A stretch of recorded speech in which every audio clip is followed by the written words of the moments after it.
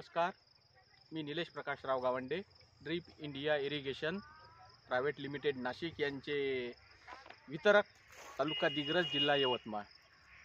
27/11/2024ला आम्ही सदर plot 2.5 acre या क्षेत्रावर आम्ही टरबूज पिकाकरिता लपेटा पाईप आणि 16/4/40ची 10 मीलवाली लॅटरल या पद्धतीमध्ये आम्ही ड्रीप केली होती। हा लपेटावरचा माझा पहिलाच प्रयोग होता आणि शेतकऱ्याला आम्ही एक हमी देऊन आमच्या गॅरंटीवर त्या सदर ड्रीप करायला लावली।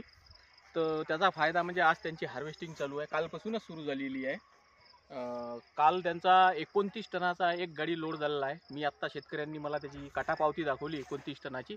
आजसुद्धा एक ट्रक भरणे चालू आहे जो तेवढाच अपेक्षित आहे। म्हणजे एकूण 60 टन माल त्यांचा या दोन ट्रकमध्ये गेला किंवा जाणार आहे आणि उर्वरित सुद्धा आणखी 10 ते 15 टनाचा माल यांचा आहे।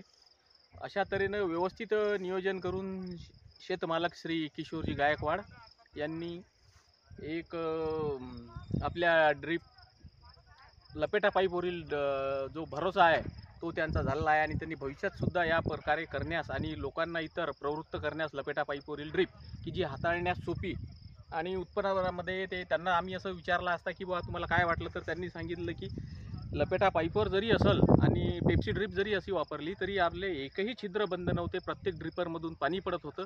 त्यामुळे सर्व फळांचं एक समान नियोजन झालं आणि एक समान परिपक्व झाले।